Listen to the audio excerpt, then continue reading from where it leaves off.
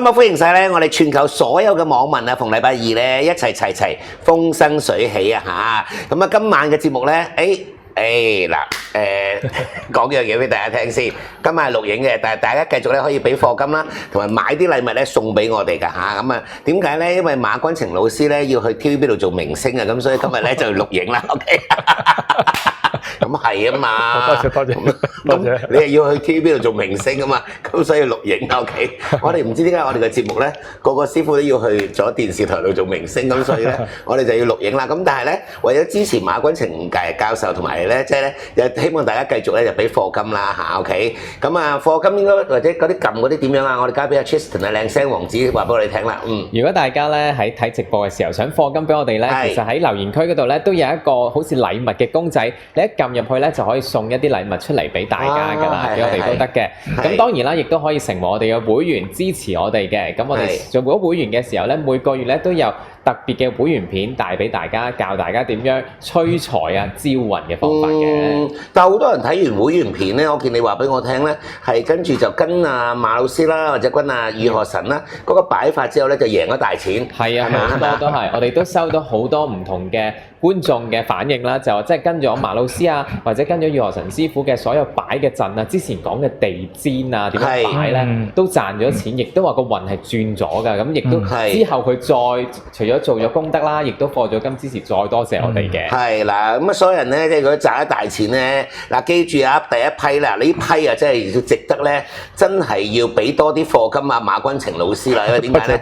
係啦，因為舊年11月我哋教大家買嗰啲乜同埋乜咧，亦都教大家幾時放咧，個批應該賺咗好大嚿錢噶啦。咁你哋應該值得咧，俾課金咧去支持啊馬君晴老師啦。OK， 好嗱，今晚呢個題目咧。其實阿馬老師講嗰時我話啊好啊呢樣嘢咧，其實咧我成日覺得一間屋嘅擺風水，原來直接咧係會同我哋嘅健康有關係嘅。當然啦，係嘛？當然啦，因為一命二運三風水，係除咗我哋命之外咧，當有運啦，個人好運或者唔好運啦，但風水咧會加強好運，但係如果風水唔好嘅時候咧，會加速唔好運。哦，咁但係我哋今日嘅題目係影響健康啊嘛，冇錯，係啦。咁但係你嗱，我成日都講啦，你冇健康咧，其實你後邊有幾多財富都冇用㗎嚇。係啊，你根本唔用得唔使得，根本你都即係我哋交醫院錢啊，交嚟把鬼咩係咪先？咁所以今日嘅題目我幾中意嘅，同埋我係好小心留意呢9樣嘢裏邊咧，我有冇中到6樣啊嚇？OK， 咁點解咧？就係咧家中咧就其實咧有即係有10個不能嗱，你記住呢10個不能啦 OK。咁啊原來咧家中裏邊咧呢10個即係10樣嘢係一定唔可以做嘅。如果你有6樣以上咧。我諗你屋企人咧都幾容易咧患咗一啲咧，即係比較難醫嘅一啲病啦。因為點解咧？因為個局啊，我成日都話個局錯咗，你就會成日都會病啦，或者唔開心啦。咁啊好多病咧係屈出嚟嘅，咁啊好多病咧係令到你就好多時咧情緒低落咧，係黐住你哋嘅 OK。咁所以今次咧馬老師又講咗啦，家中有10不能。咁啊，影響咧各人嘅健康嘅。咁如果超過6樣咧，你好大機會咧就患上呢啲咧即係咧難醫嘅病啦。我就唔想講嗰個字嘅，因為咧全球統計數字咧，原來呢幾年啊患上癌症嘅人咧係特別多啊。咁所以大家要留意住呢一個題目啦。OK，咁啊當然啦，我哋成日都話患咗病要相信醫生嘅專業去幫你醫治，但係我哋而家做嘅呢個方法咧就係點咧？就係預防啊嘛，即係盡量你擺好屋企嘅風水就冇咁容易會即係令到個氣場啊所有嘢唔好啦。OK， 第一樣嘢，馬老師嗱點解嗱以前你有冇？不過你唔睇呢啲戲嘅 OK， 以前咧，Tristan。你以前我又唔知喎，咁你或者會撳少 YouTube 嚟睇下噶嘛？幾有錢嚟啊！OK， 馬君晴老師又唔睇，你又唔知，咁我自己同啲觀眾講啊 ，OK 係嘛？咩戲？以前我哋香港好中意拍啲咧風月片嘅，係即係你知咩叫風月片啦？知喺油麻地戲院，而家就變咗粵劇嘅地方啦。以前油麻地戲院就好多啲風月片俾大家去欣賞嘅。咁你知唔知有港產風月片㗎？有葉玉卿嗰啲都係拍嗰啲㗎，係咪？嗰啲都唔算。葉玉卿再早期啲有另外一啲嘅舔梨啊，呢啲就唔識啦。邵音音有冇聽過啊？邵音音我識呢個人，但係我就唔知道佢，我冇睇過佢嘅風月片。即係我睇佢已經係出嚟拍電影㗎啦，已經係。咁你有冇睇過一套叫《低俗喜劇》啊？有，係嘛？咁點解嗰個主角要揾阿邵音出山啫？就係話佢話阿媽，我細個睇呢嗰套咧，官人我要，我就官人我再想要，官人我想又再想三要，咁係咁要啊嘛。咁因為邵音音姐姐以前係拍呢啲，即係啦，馬君情老師唔睇嘅戲，唔睇 ，OK， 因為佢修行之人啦，我連講咧佢都開始啦，我都唔敢擰過個頭去 ，OK， 佢唔好意思 ，OK， 好，因為你唔睇啦，我就介紹俾觀眾啦。以前你有睇嗰啲風月片啊，又或者你話葉玉卿嗰啲咧，最中意你知唔知點解？個景一打開道門咧，屋企中間就係張床嚟嘅，因為方便拍攝啊嘛。但係原來睡房又或者即係房咧，係唔可以將張床擺喺中間。點解咧？嗱，其實咧，我哋今日講啲咧就比較係常見嘅風水咧嘅出現問題，影響健康嘅。係。第時有機會咧，再講一啲咧就係冇咁常見，但係出現一樣兩樣咧，都可能好嚴重嘅。明。因為今晚點解講呢個話題咧？因為今晚你常見啊嘛，係咪？係。常見就最好咧，就係話點樣避免佢啦。講翻呢個話題就話，譬如話，如果我哋個即係主人房啦，喺屋嘅中心點啦，喺風水嚟講呢個係大忌。喂，嗱 OK，俾你估下啦，點解以前嗰啲鹹片咁中意將嗰張牀咧擺喺個房嘅中間，方便攝錄機拍攝咯？冇錯啦，方便個 cameraman 可以咁樣走啊嘛，係嘛？咁所以佢唔會拍埋張牀喺嗰個後邊啊嘛。咁但係咁你即係好似個舞台咁咯。咁但係以前亦都有啲舊啲嘅片，大家睇到嘅，好興啊！曾經好興㗎嚇。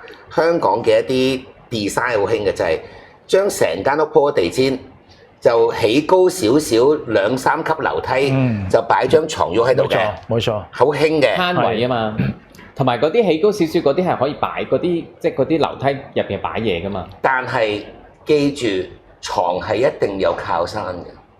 係唔可以將佢推喺中間當舞台咁樣用㗎。係啊，嗱，聽阿馬老師講啦，床係唔可以真係當個舞台咁用。床咧，如果喺屋嘅中心點咧，我哋喺度休息咧，係咪睡眠咧？其實呢個風水嚟講咧，叫做停燥煞。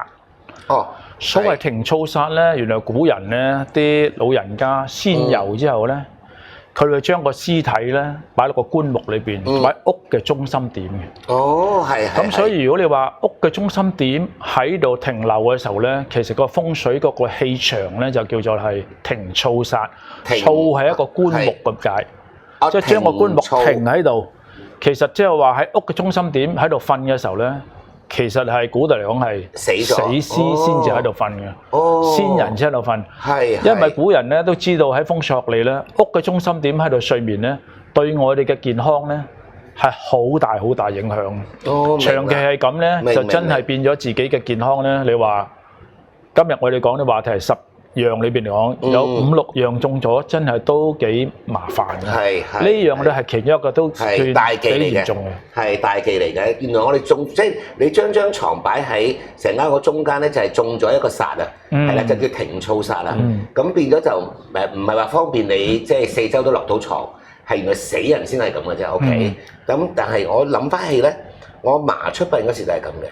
因為我哋係按照鄉下嘅慣例咧，我阿嫲係要擺喺廳中間，冇錯，連續3日係俾人睇嗰啲以前嗰啲殭屍先生啊，嗰啲都係咁樣嘅，係，跟住有啲吊起佢添嘅，有啲要係，哦，即係有唔知有幾個木，跟住你睇啲咩片要吊起佢啊？殭屍先生，哦，我以為你睇另類嗰啲，要吊起張床喺度搖嗰啲個棺木啊。OK， 好啦。咁嗱，記住啦，就留意啦。嗱，呢個係大忌嚟㗎嚇，唔好係咧，即係咧呢個咧，即係咧廳中間擺張床喺度瞓啊嚇，OK。甚至房裏邊呢張床都唔好，都冇擺中間。假設個房好大啦嚇，如果你好細啊，通常嚟講都一張床放落都冇乜空間剩㗎啦。個房假設好大咧，擺張床喺中間都係犯咗停燥煞，都係對個健康長期咁咧累積落嚟咧。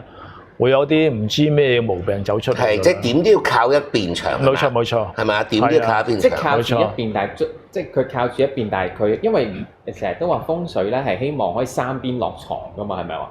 即係單邊落床冇咁好噶嘛，係咪？但係我想話俾你聽，我哋中國嘅歷史裏邊，邊個最有錢啦？皇帝最有錢啦，係咪啊？即係皇帝要乜有乜啦，係咪啊？皇帝張床都有個靠架。係啊係。即係佢都會拍埋一邊有個牆㗎，係啊！即係呢樣嘢係風水嚟嘅，即係唔係你幾有錢，係張床一定要拍埋一邊嘅。即係後邊咧，淨係後邊，即係譬如你頭個位。嗱，你點樣都得，但係你床係一定要拍埋一邊。冇錯，即係你中意拍邊邊都得，但係一定要拍埋一邊嚇。嗱，呢個真係咧，唔好中咗呢個叫停燥煞啊！對家中人嘅健康係好大嘅關係嘅。好，第二樣嘢啦。哇，馬老師，我想講咧，我睇到呢樣嘢之後咧，我弊啦 ，OK， 我而家就話啦，我屋企就中咗呢個啦 ，OK， 樓底太高啊！嗱，我屋企嘅樓底真係好高。嗱，如果你話中咗一樣都唔緊要，唔好中咗正話我哋今日講嘅話題，中咗5、6樣就唔得啦。嗱，我呢個中咗啦，樓底太高。其實樓底太高咧，就係中國古代嘅傳統嘅建築咧，樓底係好高嘅，等於我哋現代嚟講幾層樓㗎啦，變咗係。咁我冇幾多層樓，2層啦，我屋企嘅樓底就都比平常嗰啲即係香港啲又高多啦。其實樓底如果太矮同埋太高咧，佢分別嘅影響唔同。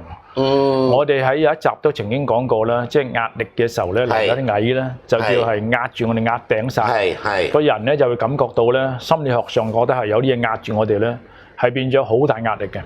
咁但係嗱，馬老師，我同你拗下啦。點解我買間屋，我想樓底高咧？我感覺個視野冇錯，好似擴闊啲啊！啱啊！喺度瞓都瞓得安樂啲啊！個樓底冇咁壓住我，即係我樣樣嘢都，即係我又中意大玻璃窗啊！等我日頭可以見到好多啲鳥語花香啊！咁呢個優點嚟嘅，當然唔好太矮啦，太矮壓住壓頂煞，令到佢個人嘅壓力好大，影響我哋情緒啊等咁樣。但係如果高咧，你話普通高嘅1層2層咁樣都唔緊要，太高啲咧。原來古人咧，我哋知道中國嘅歷史裏邊嚟講咧，幾千年以來咧，中國嘅文人啊，都係住嘅屋都係好樓底好高嘅，所以佢嘅思考能力好強好強，諗一啲詩詞歌賦啊等等咧，寫出嘅中國文學咧，喺全世界嚟講係最優秀、最靚嘅文學就中國文學，係無論係漢賦啊、唐詩啊、宋詞啊、元曲啊等等呢啲清代嘅小説啊等等，都係寫得好靚好靚嘅。全世界我覺得我自己立場啦，其他世界嘅文學一定唔夠我哋中國文學。係呢個同意，我都同意。點解咧？因為佢哋個樓底高嘅時候咧，佢哋個聯想力就會好強。諗啲嘢好強，咁但係其實嗱，我做呢樣嘢咧，我做創作啊，做多樣嘢咧，咁我其實應該我思想嘅空間要大啊嘛，冇錯啦。你知唔知我個名點嚟㗎？就係我要思想浩大遠大啊嘛，咁即係我所以你見你識我咁耐都係啦，我中意諗嘢啊，好中意點樣創作啊咩啊，即係我中意做啲新嘅嘢嘅，咁呢個咪就係因應翻我個名咯。呢個你可以樓底高冇問題，因為我哋係睇到你平時嘅舉止言行。正正常常啦，你個正常人。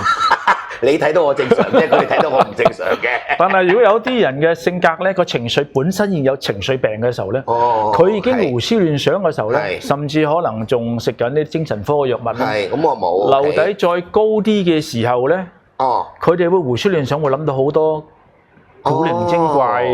明。係，甚至有啲係自殘又好，或者係情緒病又好。所以正常嘅人都冇問題嘅，樓底高啲都冇問題。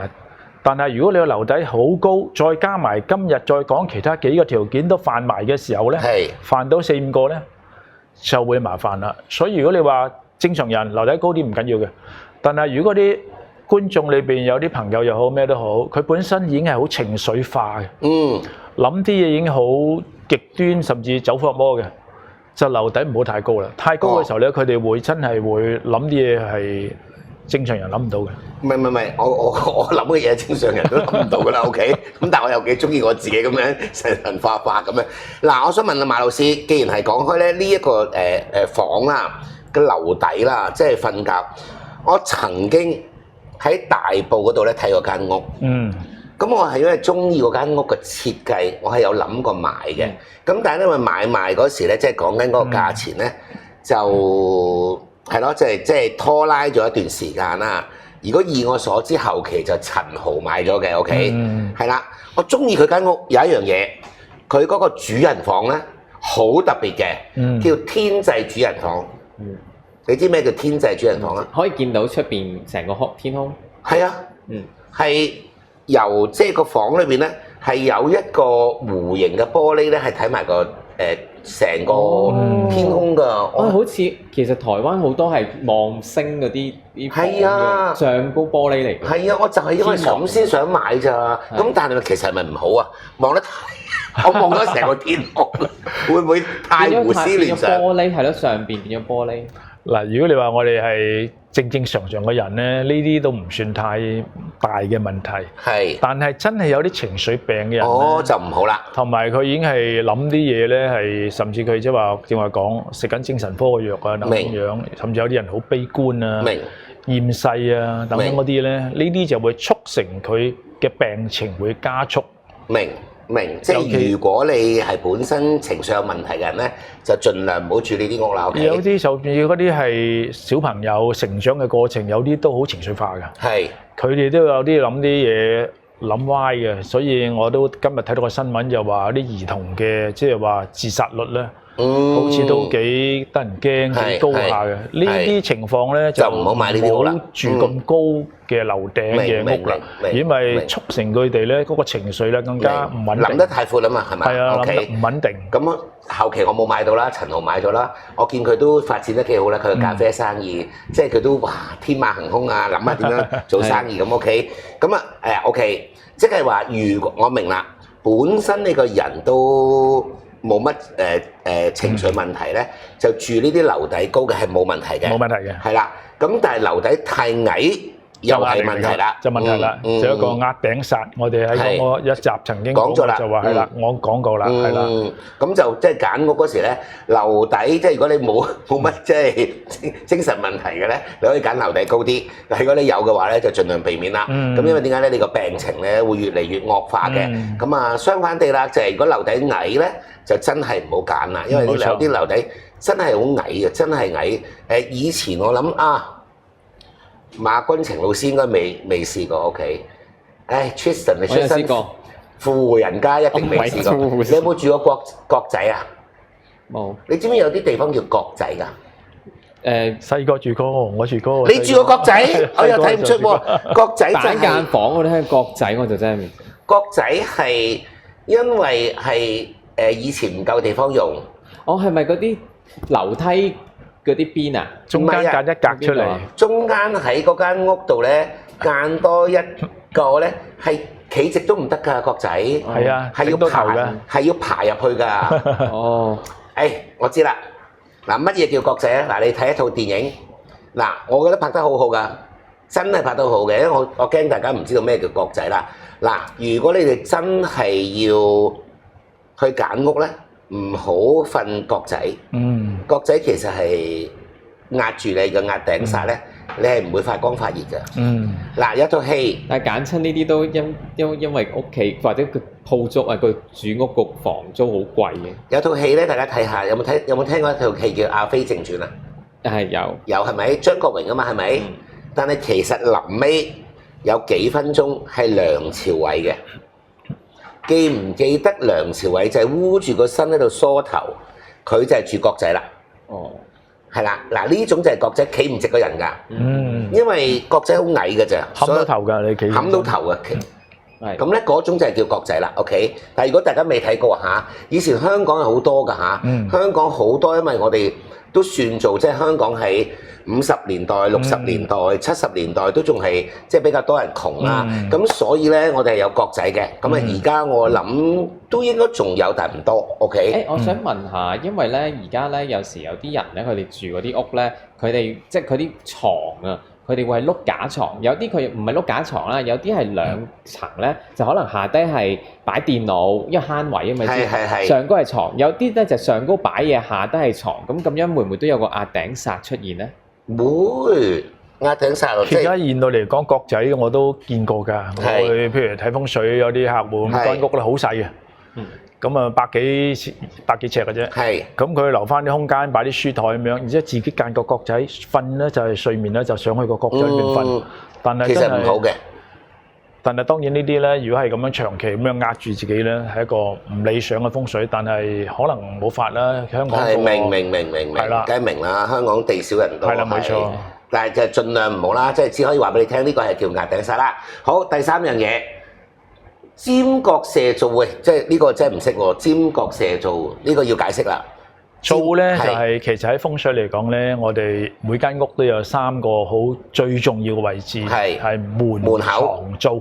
係啦，我就記得嘅門、床、灶。係啦，呢3樣嘢一定要睇嘅，即係你睇乜嘢唔識風水咧，你都要識呢3樣嘢，就睇睇大門向乜。床點擺？係啦。第3就係你嗰個灶頭啊，即係煮飯嘅地方。冇錯。門咧一般風水嚟講係主財，係一切財都喺門裏邊入啦。係就唔係今日我哋話題嚟嘅。係床咧，當然係如果你話結咗婚嘅夫婦係生兒育女啊、夫妻感情啊，床啦。灶係主食咧，一定係成家人嘅健康都受到個灶嘅風水影響㗎啦。哦。咁所以尖角射灶咧，即係話有個咁嘅尖角，譬如一埲牆。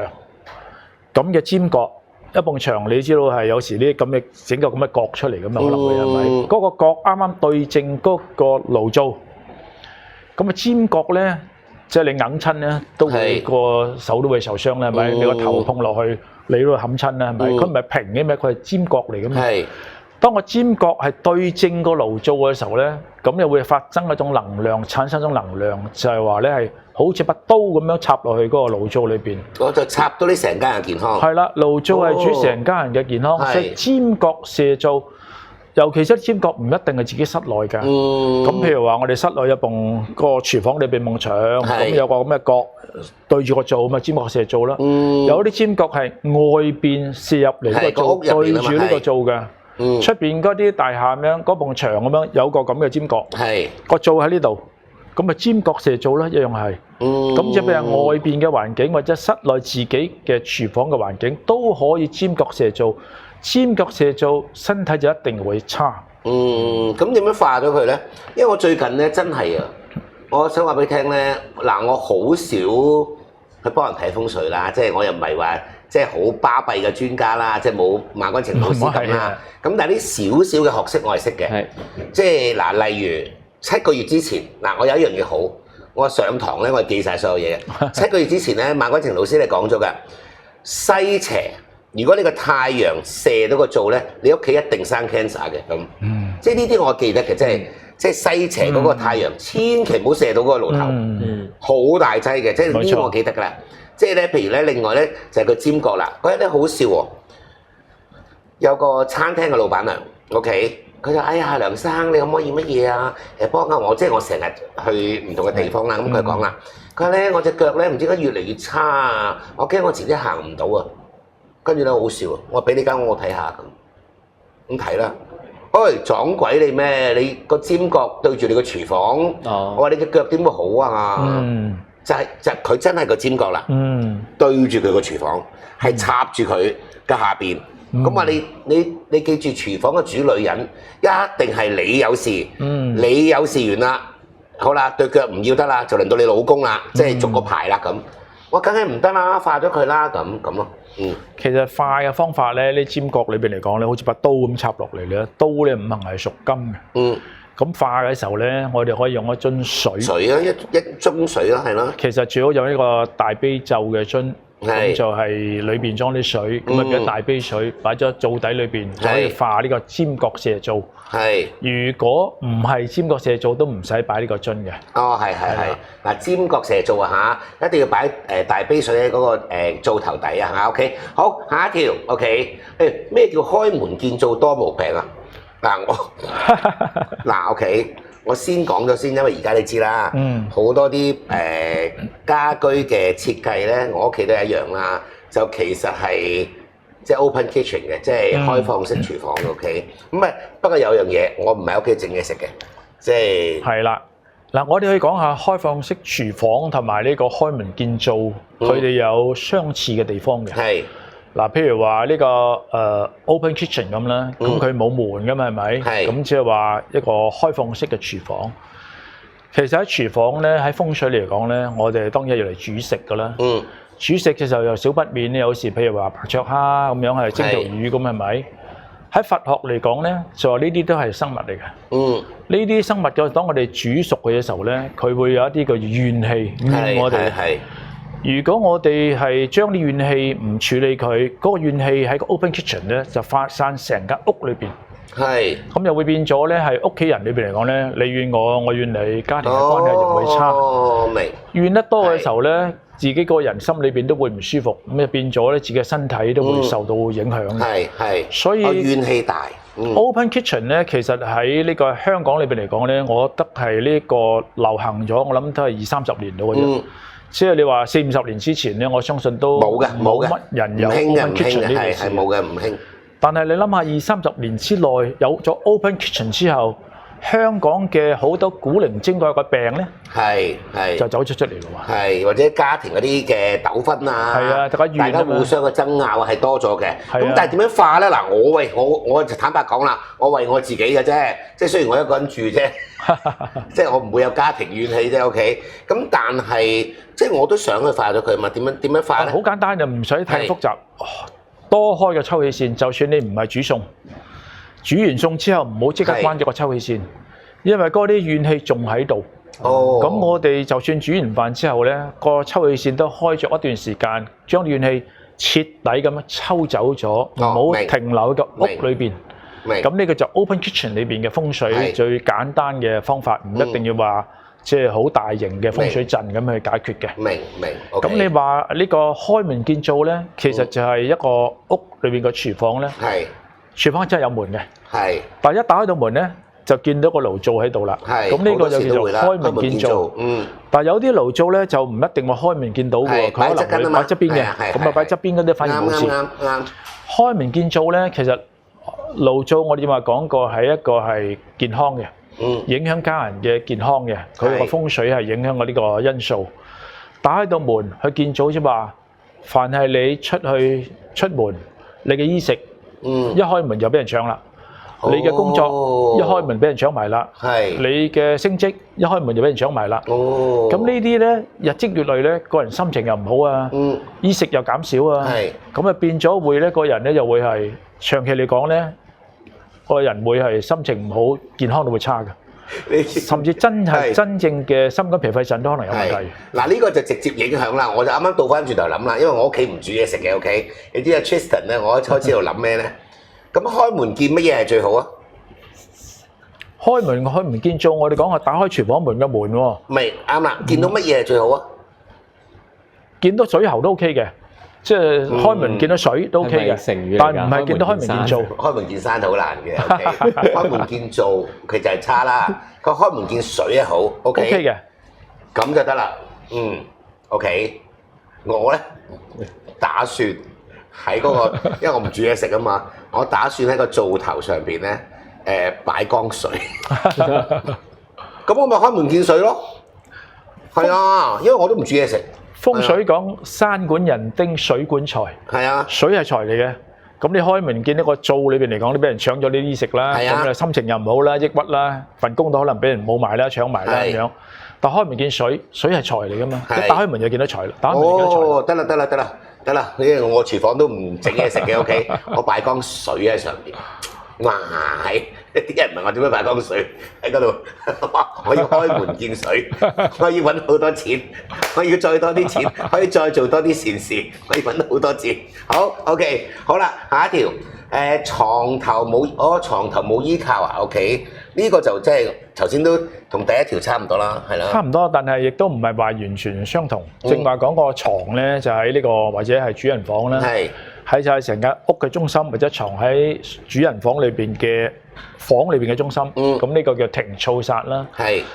但係就算唔係喺中心點都好，佢係拍埋一邊都好。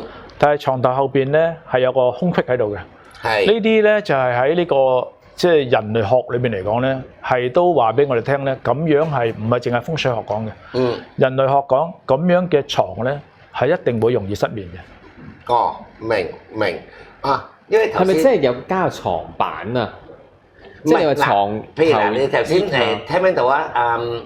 馬老師講啦，譬如皇帝張床啦，皇帝張床咧，咪將成張床拍埋一邊嘅，咁其實佢個床頭都係懸空㗎，佢計床頭，床頭，即係譬如簡單啲嚟講，我哋將張床呢張係床啦，係拍埋咗呢度，但係呢度懸空都唔得咯，唔得即係瞓懸空都唔得咯。咁你就要加啲嘢去擋住啦。係啦， OK， 我又用翻呢一個係即係其他嘅角度去睇呢個原因，點解會個床頭空隙就會容易失眠？係啦，因為我哋人類咧咁多年以來咧，譬如話幾千年之前或者1萬年之前，佢哋係冇屋住嘅。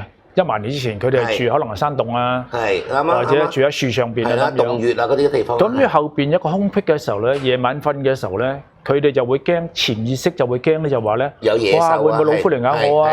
嗰條蛇嚟咬我等等樣。所以喺咁多年以來咧，咁多萬年以來咧，人類個潛意識裏邊咧，就已經係根植咗一樣嘢，就話，如果我哋睡眠嘅時候，後邊冇一個靠擋住嘅，可能後邊有野獸咬我哋嘅。當然我哋係屋企瞓，冇可能有野獸啦，冇條蛇嚟咬我哋啦。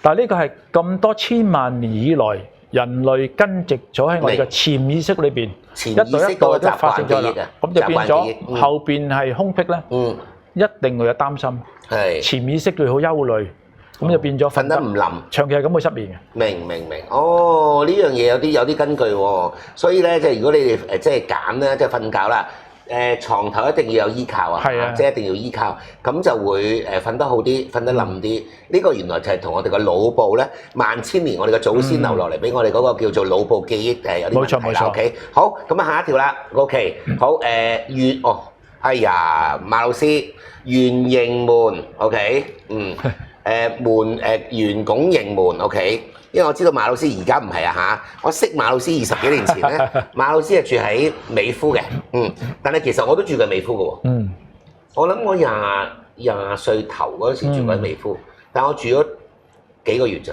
係啦，我住咗幾個月 OK， 美孚好特別嘅，我到而家都記得嘅，美孚係當年70幾年嘅最先進嘅設計啦，即係最巴閉嘅設計啦。佢有一個圓拱門㗎，家戶都有個圓拱門㗎。我入到去就將佢改咗啦，係嘛？因為呢風水大忌嚟嘅。係啊，係啦。風水嚟講咧，我俾一樣嘢你估啊！我最中意同大家即係一齊，好似即係向馬老師學嘢之際，你都要動用下你自己嘅小腦袋，即係唔好淨係收，你自己都要諗下乜嘢嘅門口係圓拱門啊？墓穴。冇錯。啱啦，我就係嗰時咧，我唔中意頭先我剛才講嗰笪地方係點咧？我點解住咗幾個月我就搬咧？因為我覺得翻到屋企好似翻到墓穴咁啊！冇錯。你記唔記得佢有個積嗱？我住嗰度咧就係3房2廳嘅積嚟嘅，佢咧有個長走廊嘅。但係長走廊入長走廊之前咧，就係個圓拱門啦。我每晚去瞓覺，即係入墓穴瞓覺咁啊！我細路哥覺得，因為嗰陣時我都見過啲圓拱門，但係房嗰啲門嚟，我覺得好得意嘅。細路哥就覺得得意嘅，係即係好似火車捐山窿去咗洞穴咁嘅細路哥就。但係嗱，點解我後尾後期搬嘅原因啦？當然啦，你問我而家你改到門好容易嘅啫，即係你改咗個框就得㗎啦。但係因為我嗰時係租㗎嘛，我冇得改人哋㗎嘛，咁就。入邊加窗簾得唔得？嗰啲門簾咧，你再聽埋先。因為你個廳開咗燈，咁你裏邊啲房唔開燈噶嘛，你個走廊唔開燈噶嘛。我唔知點解準備行入嗰時咧，第一個感覺就似行入墓穴，因為裏邊黑啊嘛。係啊，係個感覺唔舒服，所以我住咗幾個月我走。係啊，呢個嗱門。圓形門就比較少啲嘅，圓拱形係多啲嘅，圓拱形多啲嘅，係啦。其實係除咗話個感覺之外咧，喺風水嚟講咧，佢係講天圓地方。係古人覺得天係圓嘅，地係方嘅，地有我哋係即係陽間嘅人喺度居住。如果佢話我哋生命冇咗啦，咁咪要上天㗎。上天嘅時候咧，住嘅地方咧全部都係圓形㗎啦。咁所以咧係墓碑咧，一般嚟講都係跟翻呢個天圓地方嘅理論去設計㗎。墓碑咧係一個圓拱形嘅，即係中國傳統嘅墓碑係圓拱形嘅。以前係，但係而家骨灰龕就變翻正方形啦又。骨灰龕係正方形㗎。嗱，你有冇見過啲大飛碟墓穴啊？見過嗰啲，嗰啲咪好圓形咯。嗰啲係啊，係原來就係先人先住圓形嘅地方嘅。呢個我都學習到。我第一次我中意呢一個。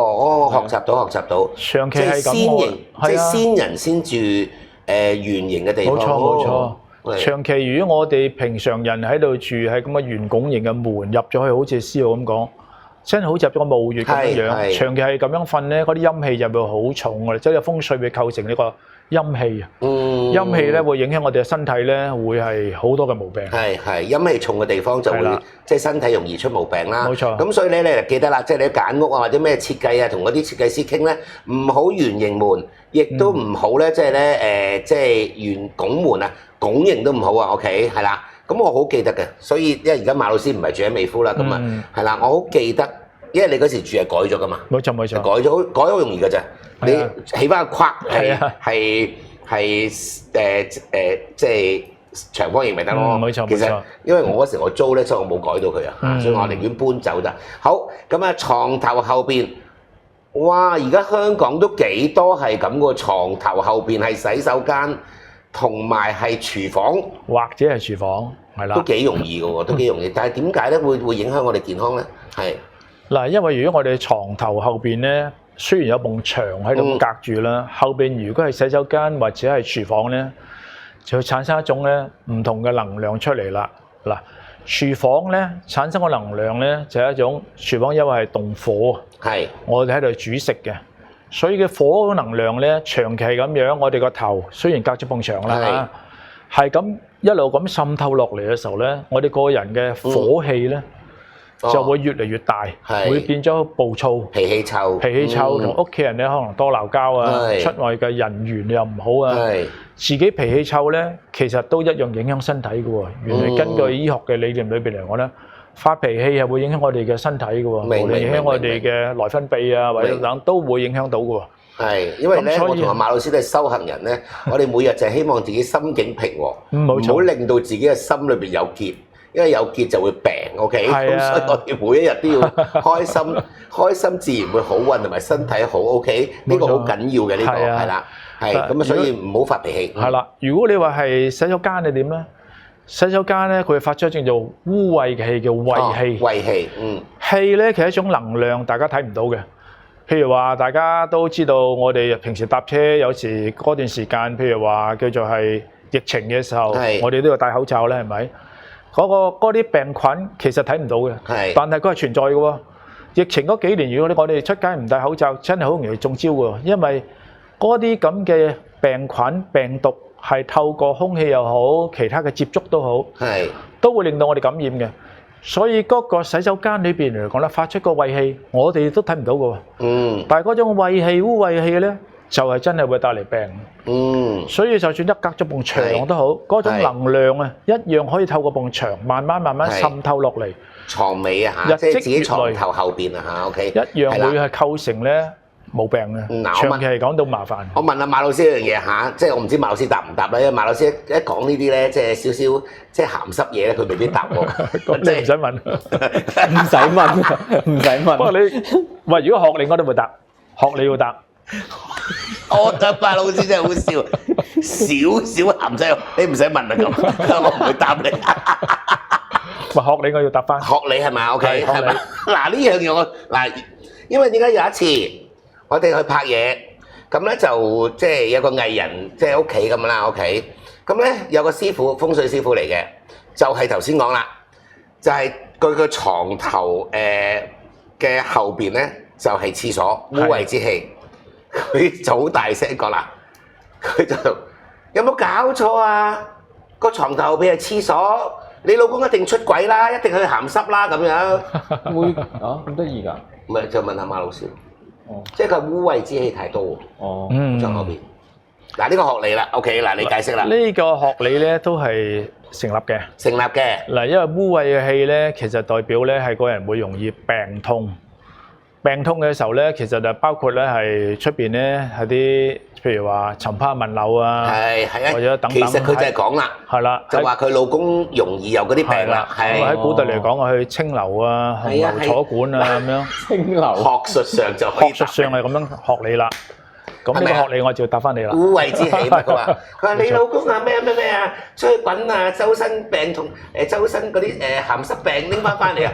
哇！我哋心諗，我呢段要剪咗，呢段要剪咗佢咁。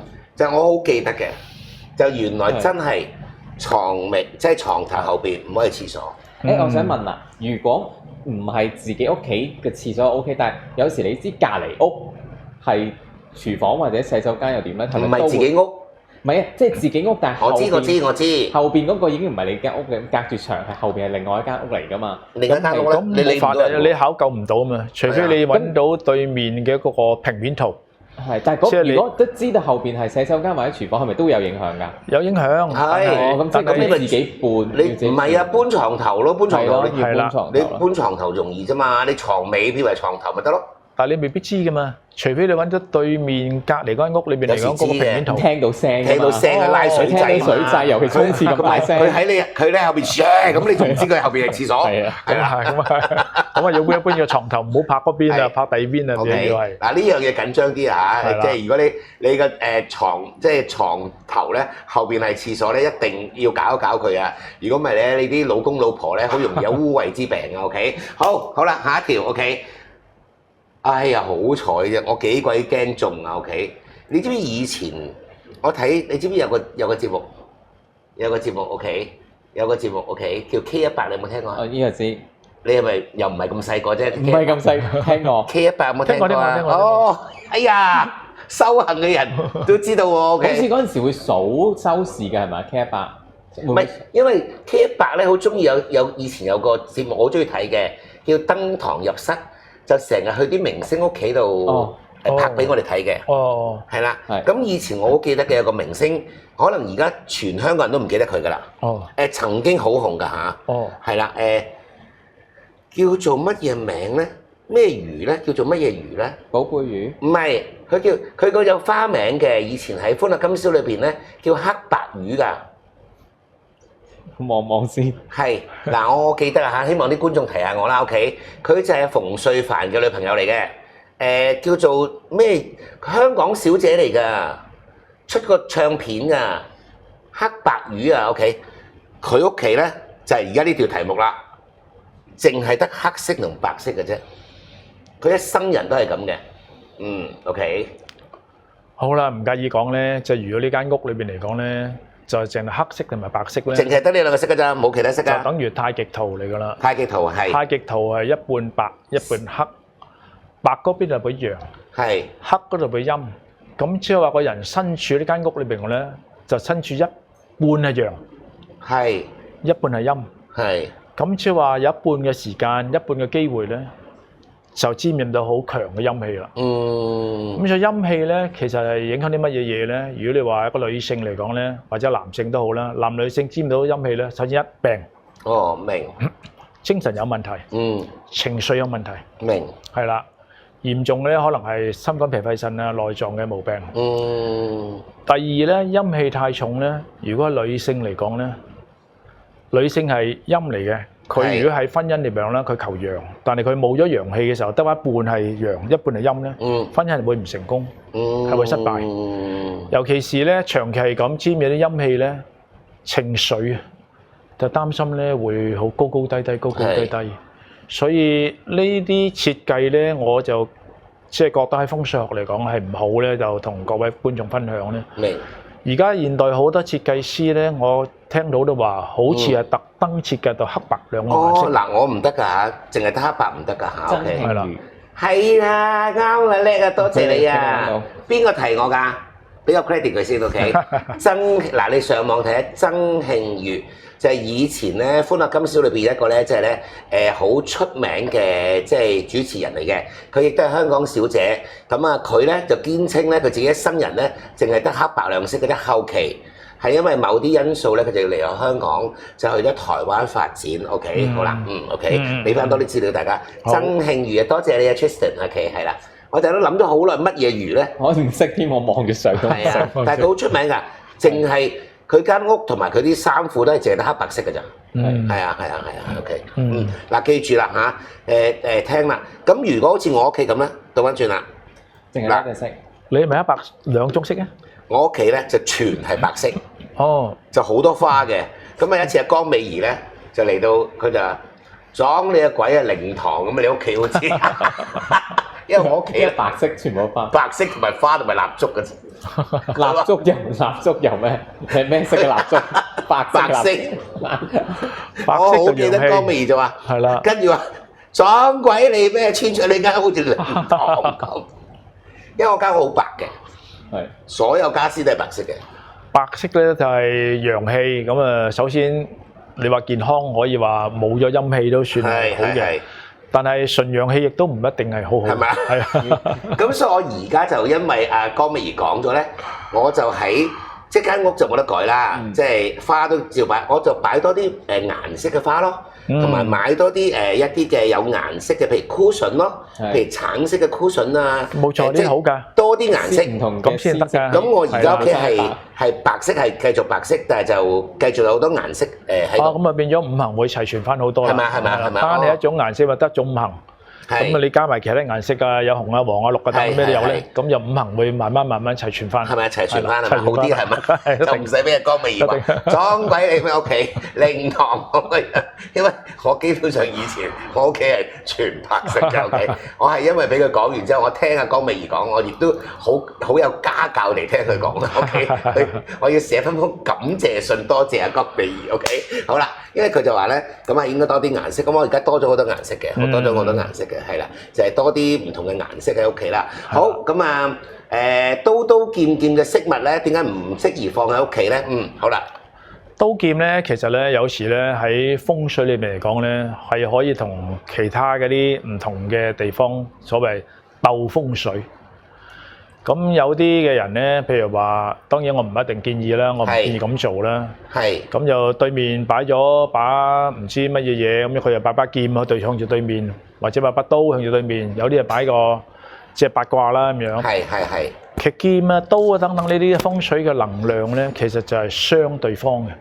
係。咁如果你話同對方做風水陣嘅時候咧，咁啊傷對方，呢啲我唔建議，即係咁嘅鬥風水係唔一定係好事嚟嘅。係，就唔好即係鬥風水擺咁多叮叮撐撐啦，去撐住係咪？明。但係佢擺喺屋企咧，就變咗傷自己嘅咯喎。佢唔覺意咁樣擺咗屋企嘅時候咧，嗰個刀啊劍咁樣，佢都會發出一種能量嘅，刀劍都會。明。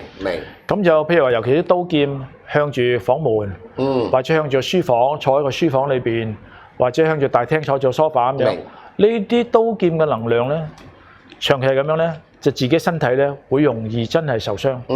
咁所以我又唔建議咧，隨便亂咁擺啲刀劍喺度。做飾物。飾物都要諗清楚。係刀劍嘅裝飾真係唔好亂放。係啦，因為以前好興嘅，你知唔知？以前啊講緊咧。因為啱我哋開始啲人去旅行團啊，參加嗰啲咩旅行團啊嗰啲咁咧，就好多時咧去到菲律賓咧，就去買嗰啲木刀木叉啊嗰啲咁嘅嘢咧，擺晒嗰啲牆。松木劍嘅有時都會買嗰啲，真係唔好，會影響到健康嘅。影響到健康嘅嚇。OK， 即係嗱，你記住一樣嘢啦，注意下咧，尤其是係注意下咩叫天醫位同埋命卦位咧，就絕對唔好擺呢個刀劍做飾物啦。係啦，因為我哋每一人個命裏邊嚟講咧，都有唔同嘅好位或者唔好位嘅。有啲係我哋嘅財位啊，有啲我哋嘅姻緣位啊，有啲我哋健康位啊，有啲我哋文昌位咁樣。如果係一啲觀眾，譬如佢哋自己都唔知嘅，咁佢未學過風水，但係如果擺隻刀劍落咗自己嘅一個位叫做天醫位，或者叫做自己嘅命卦位，命卦位就自己嘅命啦，係咪？天醫位就係自己嘅健康。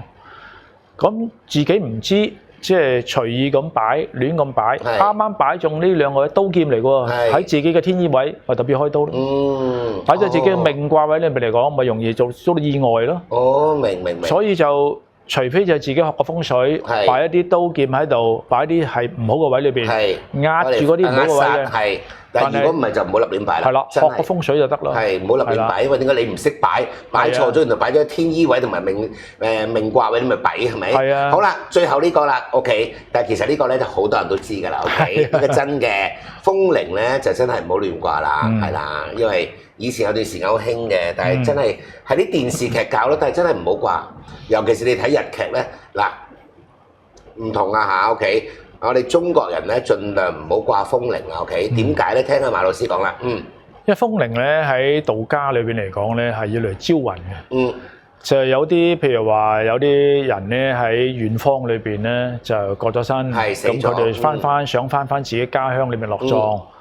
咁有啲道士咧就可以咧透過搖鈴咧去個遠方裏邊嚟講啦，一路咁樣將個搖鈴，咁你一路響個搖鈴嘅時候咧。嗰啲陰魂咧就會聽到啲搖鈴嘅聲咧，當然佢哋可能做個符咒啦，係咪？跟住呢啲道士咧翻佢嘅家鄉，咁就變咗翻家鄉落葬，佢哋覺得自己心安理得咧，係咪？所以呢啲搖鈴咧，自古以來咧喺道家裏邊嚟講就係要嚟招魂嘅。係招魂鈴嘅嘢。但係如果我哋屋企自己擺咗啲風鈴咧，咁係咁鈴鈴啷啷咁樣，一風吹嘅時候咧，有啲陰魂，即係街裏邊啲陰魂，聽到呢啲搖鈴就以為錯誤咁以為話哦，招我翻屋企啊，咁我翻嚟咯咁樣。翻嚟嘅時候咪變咗入咗自己間屋，咪變咗係招咗啲鬼翻嚟。亦都招咗鬼翻嚟，亦都影響。咁你諗下個身體會點咧？個情緒會點咧？係呢個絕對同意啊！不過呢個都知㗎啦，即係屋企嘅裏邊真係唔好掛風鈴啊！嗱，聽住呢10樣嘢啦，咁啊重申一次啦，如果你10樣嘢裏邊咧中咗6樣咧，唔該即刻搞啦。因為你如果中咗6樣嘅話咧，你一定咧屋企咧一定有人咧係患上一啲咧不治之症啊！咁啊，再提一提啦，即係屋企咧嘅床唔好擺喺個廳嘅中間，因為呢個咧係一個煞嚟嘅。另外樓底咧就係太高嘅話咧，如果你本身係有啲精神問題咧，就真係唔好住樓底太高啦。樓底太低亦都唔係好啱啊嚇！尖角射造咧就係身體差，呢樣真係要緊要啦。OK， 咁啊床尾如果冇靠嘅咧，即係後邊咧係吊吊揈嘅話咧，就容易失眠啦。圓拱形嘅門咧，我話俾你聽好窄細嘅，就係墓穴嚟嘅啫。OK， 咁啊床頭後邊如果洗手間咧仲弊，男女咧有污穢嘅病啊。OK， 如果廚房都係啊，就容易發脾氣啊。黑白兩色，如果成間屋即係得呢兩個顏色嘅話咧，容易招陰啊！仲有刀刀劍劍咧，亦都唔應該咧擺喺咧即係咧屋企嘅裏邊，攞嚟做裝飾品。OK， 因為你擺錯位嘅話咧，會令到自己條命或者自己嘅健康咧有影響啊！另外風鈴啊更加唔可以擺喺屋企嘅裏邊啦。10樣嘢，如果你中咗6樣嘅話咧，真係要小心啦，執佢啦。OK， 如果唔係咧，好容易家中嘅人咧會犯上呢個咧就係一啲嘅不治之症。OK， 好啦，咁啊今晚咧。大家繼續支持馬君晴老師，因為點解咧？馬君晴老師今日要喺電視台度做明星啊，咁啊繼續咧就俾呢個課金佢咧，OK 支持佢啦。多謝晒大家嘅支持，咁啊約定下個禮拜2繼續風生水起，多謝，拜拜。拜拜。